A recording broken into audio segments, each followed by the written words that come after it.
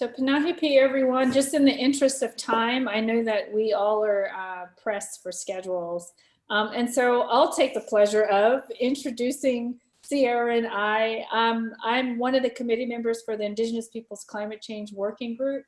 The Indigenous Peoples Climate Change Working Group has a very, very, very long history that starts off at Haskell Indian Nations Universities with Dr. Daniel Wildcat and his mission to uplift our people, our communities, tribal colleges and university students, and focus in a lot of areas in which we often don't have a lot of strong representation. One is to indigenize curricula. Two is to really share our knowledge systems in the ways in which they should be shared in safe spaces, but also to show a stronger presence in the STEM initiatives as we battle a lot of different climate change issues that are happening right now in our community. So I just want to say Pilahak Wado, everyone, for joining us. Sierra and I have been working together since January of 2020. And so I'll do a little bit of an introduction about myself, and then Sierra, you can introduce yourself, and then I guess we could start off with our presentation.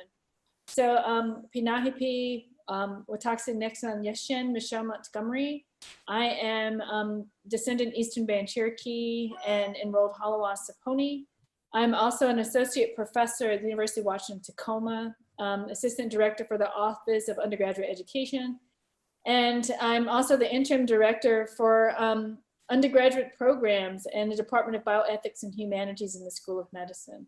And it has been such a wonderful journey to navigate to this space. It has been an honor and a privilege to work alongside someone who I view as a sister, as a shiro, as a colleague, but also to uplift the work that she's doing in her own community at Northwest Indian College Nez Perce campus. So Sierra, do you want to?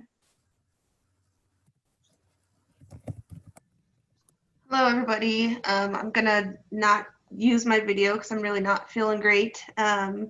But Tatslahain, Inamonikwa Sapocus Wheatus, Costly Sierra Green. My given name is Sapocus Wheatus, which means thing that causes survival in Nimi Putimpt in our Nez Perce language. And with that name comes great responsibility, as you can imagine. Thing that causes survival. There's a heavy responsibility that comes with that. I'm Nimipu, Nez Perce, born and raised on our homelands in north central Idaho, but our traditional territories stretch between Montana, Idaho, Oregon, Washington, and into Wyoming as well. I'm currently faculty at Northwest Indian College in the Native Environmental Science program, and it, yes, has been an honor to be able to collaborate and build a relationship with Michelle, who's been a great mentor, a sister, yes, and Shiro, of course. Our networks and our collaborative efforts just seem to continue growing, and for that I'm forever grateful. And for those who have been able to attend our series, I think learning a little bit about the backstory will be beneficial in understanding what we're doing and where we're going and where it all started.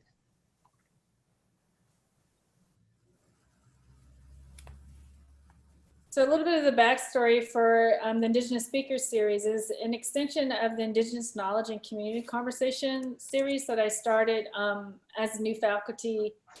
And some of the things that was really challenging for me as a person who navigated this space of this very colonial Western institutional space is I was at a university where you didn't have a lot of Indigenous representation. Not to even mention, you didn't have a lot of Indigenous voices. So the campus, the smaller part of UW Seattle campus, which is a smaller campus, a sister campus. So you have two. You have University of Washington Tacoma and University of Washington Bothell. And University of Washington Tacoma is actually in the territories, the traditional territories of the Puyallup people. They did not hire Indigenous faculty until 2014, and the campus began in 1996. So I was very concerned about who's at the table, whose voices are missing, and why is it that we're in this very historical setting and we just did not have a strong representation. And so since 2015, I had received small pots of funding to uplift and acknowledge Indigenous scholars predominantly Indigenous students, graduate and undergraduate students who had a strong connection to tribal colleges and universities. And I also reached out to community members. But one of the most important things for me, based on being mentored from, Tim Ballou, Laura Ballou, and Daniel Wildcat, and many other people, it really is about uplifting the next generation. It really is about uplifting those that have these strong, powerful voices, and we should create safe platforms for them to be heard. So the way that our partnership began, Sierra and I was lucky enough to finally have a sabbatical. So I was off winter sabbatical. For my winter sabbatical, once you earn tenure, you get to choose what you want to do with that time frame. And so I reached out to Northwest Indian College because there was always an ask for me to be present, and I never could manage to fit it in due to the distance or other university obligations. So I spent my entire sabbatical at Northwest Indian College, the Lummi campus, and I wanted to continue the series while I was there. And I said, what other way that is to really uplift the tribal college that's right here in the state of Washington. And so this is initially how this started, is to really create a space to just dialogue, to share how we navigate research, how research is viewed by us as Indigenous peoples, which is also sometimes can be a very troubling word. And what does that mean to us from a lived experience? So Sierra, do you want to? Yeah, so it was great. Our first event for our series was a collaboration between the Nez Perce site of NWIC and the main campus at Lummi. And we, a couple other committee members were available from main campus to help us get some students together who wanted to share their story, their dialogue, and their experience. And the presentations were phenomenal. We were able to use Zoom. This was pre-COVID concerns, and we connected our campus in Lummi. We also had some folks from the National Park Service and U.S. Forest Service tune in, as well as on our end, we had tribal employees in the natural resource departments in attendance. And our students from our site, really at our campus, it is very place-based, and what our students focus on and are concerned about and researching and curious about are all place-based, culturally relevant, founded in our culture and our traditions. And so you can see on our lineup here, we had Harry Slickpoo Jr., and he talked about language, and he's now a language teacher actually at our NWIC site. So previously he was a student, and he's still continuing his education, but right now he's a teacher, and for us that's so important to carry on our language, and he does so with such intricate knowledge of our landscapes and our history and our culture that it seamlessly ties together as he's teaching language. And he talked about where he got his inspiration, which is always important to talk about where that comes from, and shared what his vision is. Dominic High Eagle, he's doing his capstone project actually on traditional healing methods and practices of the Nimipu. And so his specific presentation was on hot springs. Andrea Whiteplume, AJ, she talked about TEK through culturally based education, and her grandfather was such inspiration for her, and really her presentation pulled at your heartstrings. It was something you could relate to, and her grandfather passed away within the last year or two, so that was really close to her heart, and really something that she's taking the responsibility to carry on his vision for education. The Lummi students, the main campus students, they had different research experiences where they had mostly gone out of the community and worked within other communities. So we had Lauren doing some work up in Southeast Alaska, looking at climate change impacts. And then Tamara, she talked about aquaculture down in Hawaii. And then Michael, he was a great student to have. He didn't provide us with the title, which had us anticipating what his presentation would be about. And he spoke from the heart, and it really was powerful, the words that he shared as his experience as maybe a non-traditional student going through academia and within the community. And after that first event, you know, we didn't, I didn't at least, and maybe Michelle had this vision, but I didn't foresee how this would grow into what it has. And so with this being our first event, we had, we offered CEUs and we had a great turnout for folks being interested. But from there, it kind of took off like wildfire in the best way possible. As we know, as Indigenous people, that's good. And it's just grown exponentially since, and I'm looking forward to what it turns into. Real quick, I'll speak about our next event. Was we wanted to draw on some more of our Nimipu students, and so we had Stella Dom presented again, and then we had Michael Wilson Jr., who is a community member, and then myself as well, kind of giving background of what my name means to me and how that carries me personally, professionally, and through all aspects of life. And so that was a really great series of presentations as well. Michael and I presented down from Buffalo country, and Dom shared about his granddaughter's name, and Stella talked about continuing Nimipu traditions for healing and shared a little bit about her capstone project on Indian dogbane or Indian hemp, and what she's doing with that, with mapping and language. And she's also one of the language teachers in our community. And so those first two events were really student focused of presenters. And then from there, we kind of grew out into asking a broad range of folks to come and share their lived experiences. And every single presentation that we have had so far has been impactful for myself.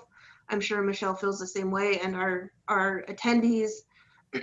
At first, we started, you know, with maybe 20, and then 40 and 80, and again, it's just grown exponentially. And now we've had over 1,000 people participate in the series. Michelle, is there anything you want to add? I just have slides up here of all the presentations that we've had so far. Could share some of more of the slides of the presenters while I'm just babbling on, that'd be great. And, you know, to me, it is, I think it's an example of what I hope that we all can do working in our communities, is to uplift our voices, is to find safe spaces, right? Because a lot of times when we bring in our knowledge systems, we never know when we're in this virtual reality now, who is at the table listening and what are they going to do with that, right? And so it's really about having these trusting relationships and safe spaces. One of my mentors and that I absolutely love is Dr. Charlotte Cote. She's Nunchalant. She's First Nations from British Columbia. And I wanted to have her speak because she is what I envision, what I want to be when I grow into her shoes at someday. Coming to this area, I really felt like a fish in a cement pond, and she brought me under her wing. And she's also another reason why I do what I do. She always, you know, doesn't want to take center stage. She really wants to uplift our people, uplift the students, uplift the community. And for many years, Charlotte has been working on the importance of the wholeness of our traditional foods, what that means to us, and really engaging. And so to me, that's another form of traditional knowledge that it's really big. It's beyond, you know, what you learn in the four walls. And so another reason why the series means so much to me, it's really bringing back the cultural act of having conversation, of actually telling stories. And I think what we've done in PK through 12 and in higher education and a lot of the STEM fields, I'm not saying everyone, is we've taken out the responsibility of emotion. So to learn comes with the process of grief, right? Knowledge has an inherent amount of responsibility. The ask has an inherent amount of responsibility. So when we are asking the question of our people, you know, I often push back and ask people, are you ready for the responsibility of the ask? And I think so when we bring out these particular platforms to really uplift the knowledge systems that are been embedded in communities for thousands upon thousands of years, I think it's really important to really show everyone that it's okay to bring your whole selves to the table, that it's okay to really acknowledge that our knowledge systems are fluid, they're not static, And so that this is why it's been such a joy to work so closely with Sierra and to really find and share the voices of people who have so much, so many impactful stories. So we have a flyer here of Auntie Laura Ballou. It is such a powerful journey, right? So she earned her degree from Northwest Indian College, and then she went on to Western Washington. From Western Washington, she went to Evergreen State. And now she's in a professional doctoral program, a New Zealand Maori cohort in Whakatane, New Zealand. And so it's a virtual bridge program where they meet at certain times of the year. But I mean, I don't think a lot of people hear these stories about the connections to our tribal colleges and our students. And then we have other Indigenous peoples who are navigating these Western paradigm kind of complexities, and they're still pushing for social justice and to have a seat at the table. And for me, the Indigenous Speaker Series really is about honoring what I've always been taught. There's many people in my bloodline who didn't have the opportunity to have a voice. So what are you going to do with your voice? What are you going to do with the spaces that you can carve out that are safe, right? And so it's about continuing that healing process that we as Indigenous people are still dealing with, right? A lot of that historical legacies of trauma that are attached directly to the word education, right? And there's a lot of ongoing trauma that's directly attached to who wants access to our knowledge, what are they going to use it for, and who's going to get credit. And far too long, I think, as an Indigenous person, more than often, our narratives are told for us versus we are telling them. And I think that we need to change that type of cultural practice. It's a very colonial practice, but it's changing, right? And so these are the types of platforms that I'm hoping will ignite that change to keep them moving. Sierra, do you have anything you want to add? Yeah, I just want to follow up on some of those points. I think in a lot of these presenters that we've had, ourselves included, are in these higher education systems, academia. You can see here Antoinette working with the U.S. Forest Service and local government agencies, even within our own tribal governments. There's always these dynamics of teaching and learning and bridging together, bringing together, weaving together all of our knowledge systems for the best protection and healing of our homelands. And as an educator, it is so inspirational when we have our events to hear each of the presenters talk about values. And that isn't something that you would typically hear from maybe somebody talking for the U.S. Forest Service, U.S. Fish and Wildlife, government agencies, even our tribal departments, right? We might not always hear them talk about those values that are so important. And so through the series, we have had every single presenter talk about the values and the systemic change that they're making, albeit it may be just little, incremental changes at a time, but that's what it's going to take to infuse and really change the systems that have gone so far away from the values that we know and hold true to our cultures and our communities. And so our presenters just continue to inspire me personally. And it sounds like from evaluations that we've received that others are also getting that push and really having their eyes open to a new knowledge system. We've had folks from NASA to higher education institutions to EPA. All sorts of folks have joined into our calls, and community members, which makes it so powerful because personally, I think some of the questions that come from community members at the end of presentations really challenge and push forward the ideas that are so important that maybe aren't discussed if you go to a conference or if you go to a typical webinar. Maybe the questions from the community are intricate in their ability and in their purpose of, let's talk about the values that are so important. Let's talk about why this is applicable to our community. And this is across the world. We have some great folks who call in from New Zealand, and Sylvie and Kelvin. They're phenomenal to have on. Their comments are from the heart, and they always tie it back to their community and their experience. And for us, that's so valuable. And I think some folks in our surveys may say, well, I can't apply necessarily what I learned today. But I think as with knowledge comes and knowledge grows, you know, there's stories that we've heard when we were kids and maybe it didn't make sense, but 20 years down the line, you have that aha moment of what the lesson was. And so I see that in our series, that folks may tune in and may not feel like, well, this is really applicable to my field of study, but there are values that are embedded in every single presentation that are applicable to all of our lives. And I hope that's what our participants are walking away with. And again, it may take time to have the aha moment. Michelle? I think some of the most rewarding things that for me has been just the opportunity of seeing how so many people have flourished in their fields. And not meaning from a Western academic lens, but flourished from a sense of they're really owning and uplifting their indigeneity, their cultural teachings from their community. And it's just so empowering to me.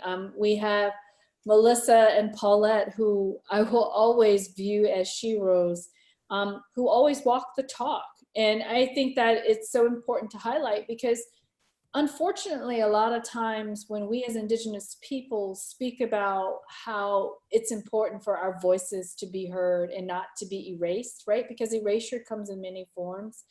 You're often demonized or placed into these positions of being divisive or labeled as being divisive. And so I really love the compassion and the passion that comes with our speakers when they really talk about these experiences of justice, where they really unpack the history of, you know, walking the talk or what's going on in the community. For example, my good friend Ryan, who is Lumbee, a neighboring tribe in North Carolina, where I'm from. And in his presentation, it was so powerful to me because he unpacked the legacy of resistance when many communities in his area came together to fight the Ku Klux Klan. And that event is celebrated every year in their community.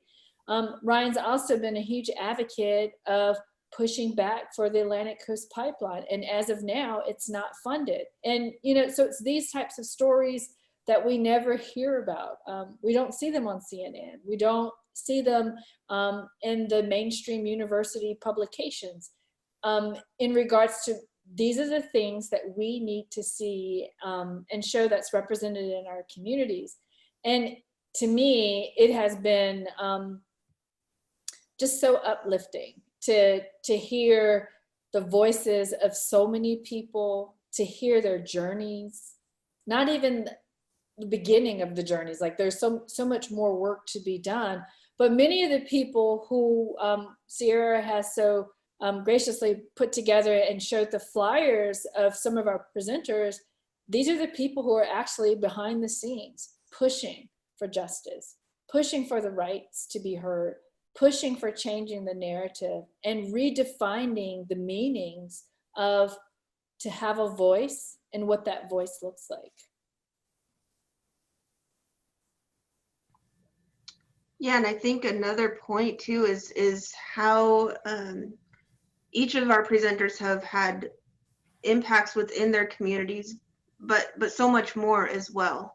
And I think Ryan and Paulette and Melissa are great examples of this, of how they're able to bring various perspectives together and have the hard conversations and be adamant about this is what is right for our community and really stand strong to that, and then come to a collective agreement. And, you know, again, that may take years, or, you know, this is building of relationships. And each of our presenters have showcased that their ability to do that while still standing firm on their cultural and community belief systems is what it takes to have successful movements in the protection and healing of their homelands. And so all of our presenters have some sort of tie maybe to either an academic institution, an agency, a nonprofit, and of course the communities. And as we continue to see the good work that is being done, Michelle's absolutely right, is that we don't see this on mainstream TV, which I wouldn't know, but I don't have it. I'm guessing it's not there because our students who are coming up in different sciences, Western sciences and academia, are kind of don't have the same outlook. And so on a conference, we had discussed, exactly that is these perspectives absent from mainstream academic institutions is apparent, because when we have folks come in and have very elementary questions about just wanting to jump right in, like, oh, how can I do this? And not having any ties to community, not having an understanding of relationship building and responsibility, which is so important, respect and reciprocity, all these values. Without having that understanding, it's apparent that these aren't being taught. And so for me to have these series, I do hope that even high school and middle school, these conversations are not above their ability to understand. And I think that's something I'm passionate about. At the same time, I don't see myself ever being a K through 12 teacher, but inspiring educators in those fields to, reach into this resource, reach into this space to inspire their students, because sometimes the programs that are offered are so detached from what it is that our students need to be understanding. And when we start talking about cultural identity, that's something that we want to empower, and that's something that we do at NWIC. And I would say, for me, I'm a young faculty member, and half of my students are older than me, and half are younger. And for me, coming into the classroom is a teaching and learning experience, and that goes for everybody who enters the classroom. And I think that's so important to encourage our researchers, our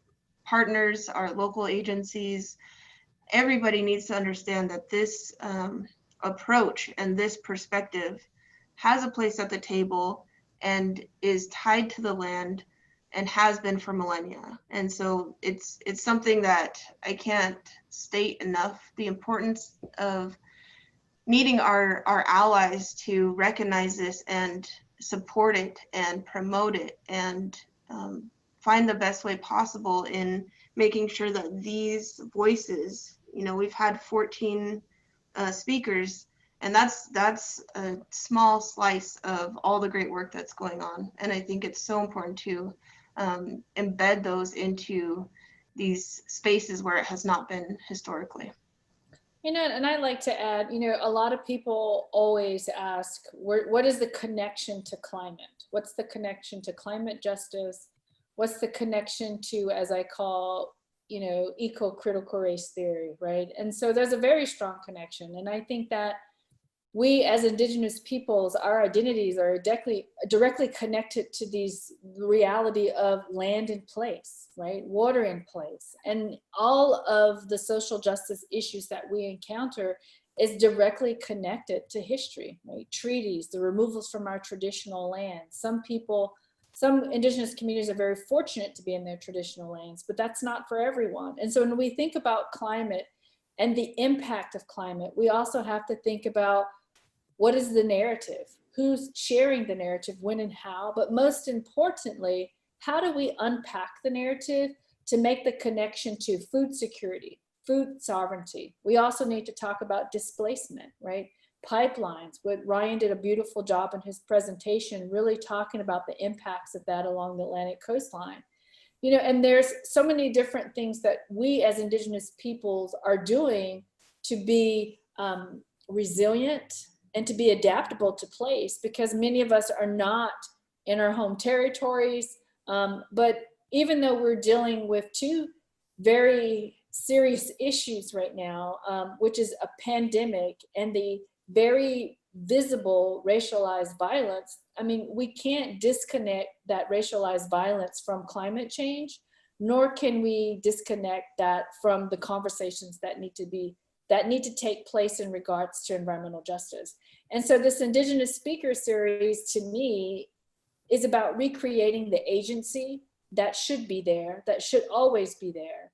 And it should really empower those that may not have found their footing quite yet to feel comfortable to step into these spaces, that your knowledge is just as important, and what you feel and what you say is real, you know. And I just hope that, you know, our co-sponsors and those that have been supporting us through the series really take a lot of this to heart. You know, yes, we have a major problem with climate change. Yes, we have a major problem with Indigenous peoples being displaced. And I think that needs to be a broader conversation. But it's also how we say the narrative, right? And I think having Indigenous speaker series gives us an opportunity to really unlearn and relearn the use of words. A lot of wording that's applied to the conversations around climate justice of Indigenous peoples, they're very colonial terms. A lot of those terms don't relate to the knowledge systems and even the language in a lot of communities. And so I'm ecstatic to have this humble opportunity to partner with Sierra. I'm ecstatic to even have this platform through the Indigenous Peoples Climate Change Working Group to just say that we're all in this together, regardless of what platform or who's doing what. We all have voices that should be shared, and I hope that we continue to do this. And Paulette, did you want to add anything to the conversation? Yes, first let me apologize for being late. My horses had a problem, so I was stuck outside trying to take care of them. My apologies for being late. Thank you everybody for being here. I want to talk about the relationship the working group has with what these amazing women are doing with their elevating Native voices.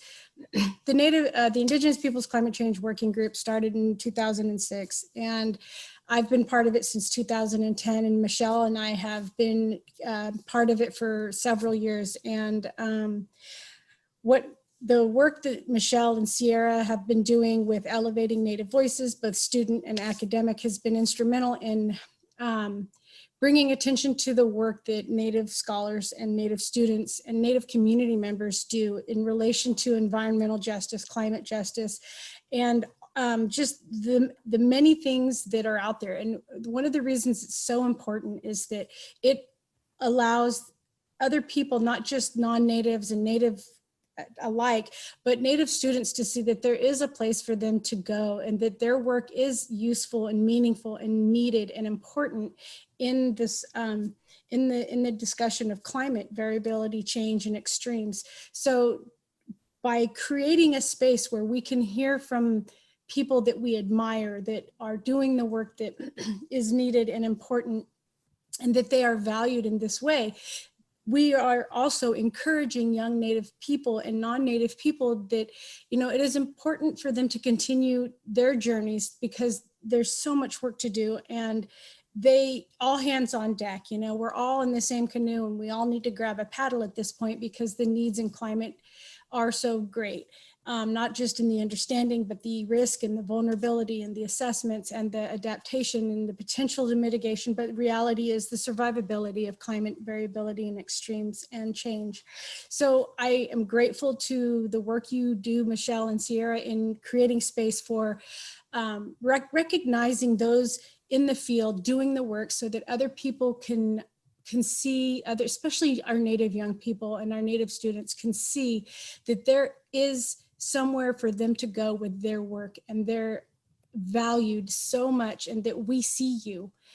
And creating this space and filling it with our own people and our own words, doing the work both as a traditional person and as an academic, that you don't have to completely assimilate to be a scientist, is so important. And by allowing this space for these voices and this work to be seen and heard is so important. And I can't emphasize it enough, because so many of our students struggle with, you know, staying in school or getting through university, let alone getting through grad school. And now they can see that not only is grad school possible, but it's thriving, and they can thrive in it. And there's lots of opportunity for them to be supported, to be nurtured, and to be valued in sciences. So thank you so much. That's kind of what I wanted to talk about. I'm please continue on. So we have a comment, and we have comments and questions in the chat box. And so one of the questions is, what other ideas do you have in mind for someone who's non-Indigenous to support this conversation, the education process? I would say the power of listening. We often, in certain environments, you know, I'm all for allies, I'm all for growing allies, I'm all for the allyship and the learning curve, but I think a lot of people often are invited to conversation spaces and there's less listening, but more, can I have more? More, can I have more? What else can you give me? Give me more now. And I think that that's also a culture thing, at least from where I'm from. I think we can not just listen with your ears, but listen with your eyes and heart too. And I think there's so many different ways to contribute. Land acknowledgements are important, but that comes with a responsibility. And I think that's the mistaken part of land acknowledgement that so many people are doing right now. When you invoke the acknowledgement of the land, you invoke the acknowledgement of every relationship that's there since time immemorial. And my question to people who stand up so willingly to do that, or to say that even virtually, are you ready for the responsibility? Are you ready for the responsibility to maybe step down from your privilege? Always question your privilege. What is your privileged space? How can you share this space with someone else? And I think that's a really difficult task for a lot of people when you think of it that way. So that it really takes me back to my original comments that knowledge comes with an inherent amount of responsibility, as well as the ask, right? So the ask is asking, what can I do? Are you ready for the responsibility of the response? And so I think that in this day and age, we have a strong momentum of solidarity and resisting, right? But I just don't want people to just ride the wave. I want you to be ready to dig your heels in and really create change, because as Paulette said, we have to do this very unified, right? We can agree to disagree, but it really is about learning how to call people into a conversation with grace. And I think more than often we forget the word grace. And there are times when things really do need to be called out, but I think we really need to come to the table and find synergies and really meet a common goal. And as Dr. Welka has always reminded us, is that there's a lot of work to do. There's enough work to go around for everyone. But the bottom line is, are you ready for the responsibility? And so in having this speaker series, I think it gives us an opportunity to include multi-generational people into the conversation. Because we know that the Western paradigm says that there's only certain people that can be a part of the conversation based on acronyms behind their names. You have to be in certain circles. And our perspective has always been that it's a multi-generational, bi-directional learning opportunity and conversation. But learning often comes more with listening than speaking. Right, and I'd like to comment to Tabitha's comment too. One of it is to be humble in the reality that no matter how much you educate yourself on Indigenous knowledge, you are never going to be the knower of all things Indigenous, nor should you ever attempt to be that gatekeeper. And in that, always having that humility that you are a placeholder for a Native scholar someday, hopefully, depending on what discipline you're in. That Native, there always has to be that space, and being willing to relinquish that space to a Native person is important. Another thing is being sure that when you're working with Native students, give them Native scholars and to cite and to read and to resource, because otherwise you're assimilating them. So being cognizant of the material that they're accessing, and making sure that they have, Native mentors that they can communicate with, because there's going to be unique issues that they have that you're not going to understand culturally, because nobody is 100% culturally competent, but another Native scholar is going to be far better situated to assist a Native student in certain things than a non-Native person. And walking with humility in that, so there are a lot of things you can do to support a Native student in advancing them through the education system. And one of them is just surrounding them with Indigenous knowledge and allowing them to cite Native sources over, over the mainstream white stream science or white stream sources of knowledge production and such. So thank you. That is a good question.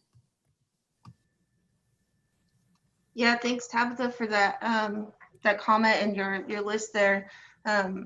Some background history. I did a internship with Tabitha with the USGS over at Glacier National Park, and her connections allowed me to work over at Salish Kootenai College as well. So worked on huckleberries and bumblebees, climate change and grizzly bears, all sorts of interconnected dynamics in that ecosystem over there. So Michelle, you would really appreciate the bumblebee interest, as we've carried that conversation on.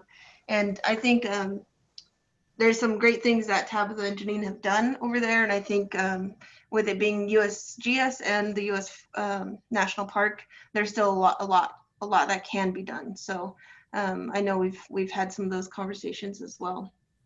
I did just want to share some of the outcomes that we've seen, and I think it really echoes exactly what Michelle and Paulette have been sharing.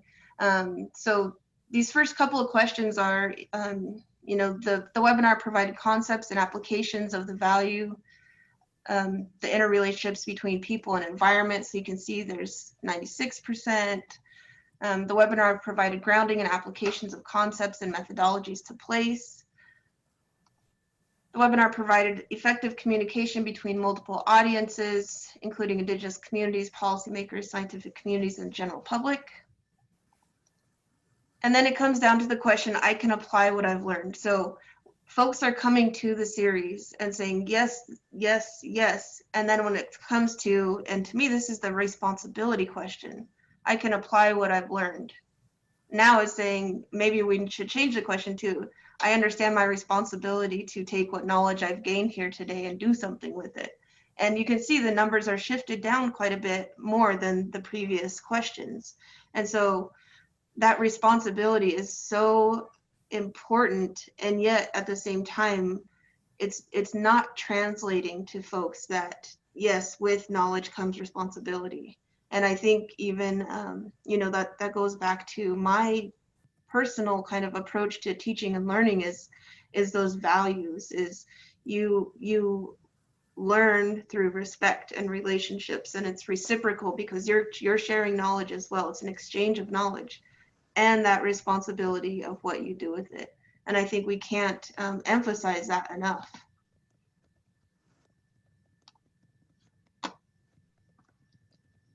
So I think we do have some more time for questions or discussion, and I would gladly welcome, I see Althea on as well, and Patu, hello. It's good to see some folks on here. But yeah, I think we have a couple minutes to open it up for some conversation, if anybody is interested.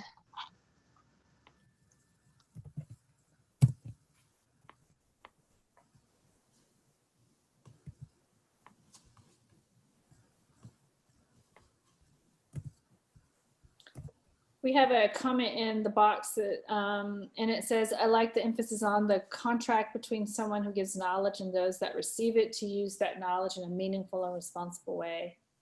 Hello, Huck Valerie, for joining us. Thank you for coming.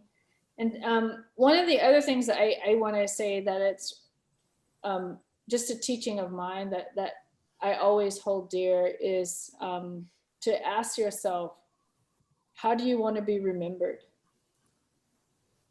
Are you doing exactly how you want to be remembered? And I think that in navigating the spaces of shared knowledge, that's exactly what that means. It's that responsibility of those moments, that shared knowledge that's supposed to live for multiple generations, right? How do you care for that knowledge?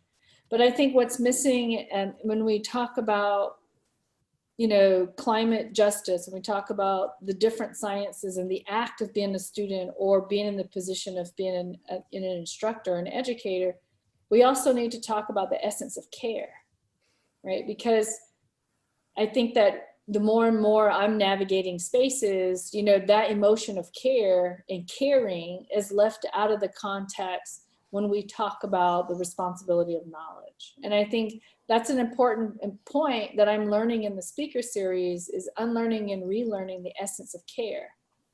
How do we care for these knowledges once they've been shared? Because there's a reason why those knowledges are shared. What type of responsibilities are we willing to acknowledge, and how are we going to navigate those responsibilities? But it goes back to exactly what Sierra talked about. It really is, how do you gauge your moral compass when you navigate knowledge?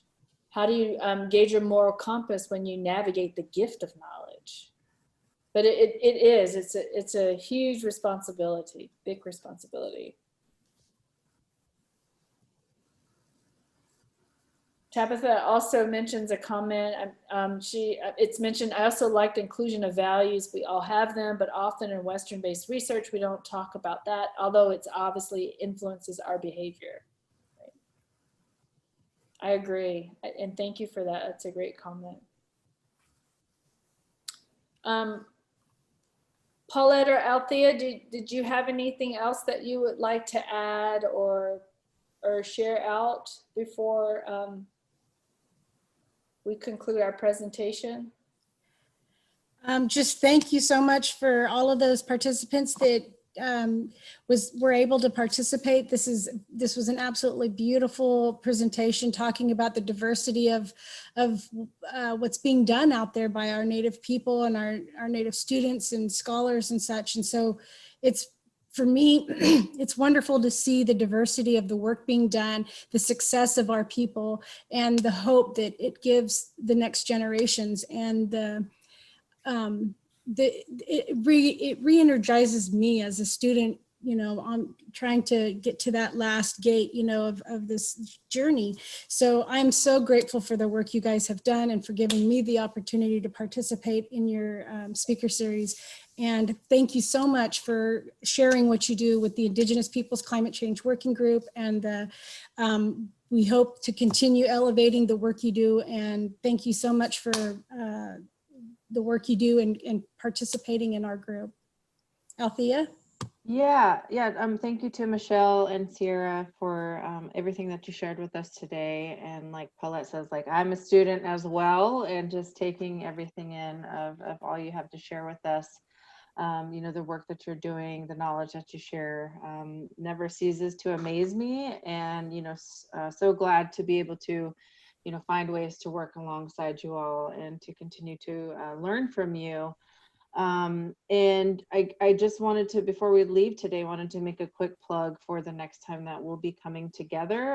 And Michelle will actually be sitting on a panel at this conference. So it's the 2020 National Tribal Indigenous Climate Conference. And I don't know who's sharing their screen. I can share this flyer if you don't mind. I start sharing mine. And I'll put the registration in the chat box. But this will, we are having a session at this conference on September 14th at 1 p.m. Pacific, ending at 4 p.m. Pacific.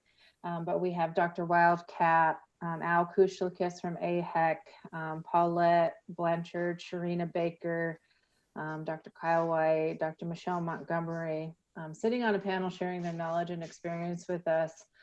So hopefully you all will be able to join us. Registration is closed, but if you're interested in registering, please feel free to give me shoot me an email and I can help get you registered. But the registration is in the chat box, and like Patu said, registration is closed, but just shoot me an email and I'll get you all registered. Anything else you'd like to add to that, Michelle, Sierra, Paulette? I just want to say pillow hug to everyone. I know it's a busy week, and I think some people are going to be relaxing for the long weekend. And so thank you so much for sharing your hearts with us and your spirits, and wishing you and your families to be safe and to have many blessings. Yeah, Katsiaya to the Indigenous Peoples Climate Change Working Group for the invitation to share our speaker series. I am hopeful that each of you will be able to tune in to our upcoming events, which are two.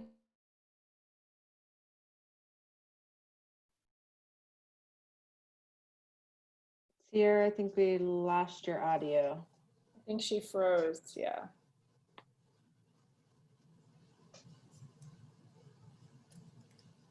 Oh, and you're welcome to the working group, and everybody was able to jump in. I think this will be recorded. It will be available on the Indigenous Peoples Climate Change Working Group YouTube page. So any of our earlier presentations that have been held through the working group are available. And I think Michelle and Sierra shared a link for their series link, the connections to their other presentations. So feel free to reach out and watch all of them. They're all amazing. But again, if you're interested, I'm sure Althea can connect you to the link for the other webinars we've had in this series, as well as Michelle's link to the other ones that they've got. So thank you so much.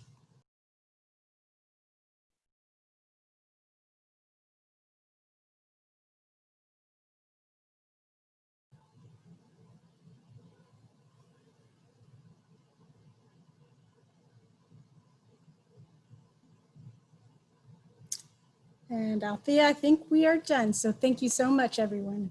Yeah, so we are, this was recorded automatically and it's going to upload to my Zoom cloud, which I was having trouble with trying to log on. But it is being saved to my Zoom account, and then I will have Corwin put it on our website and then also share that link with everybody else if there's other places that you want to share it. Michelle, did you share your link for your speaker series? Yeah, Sierra had a thing at the bottom.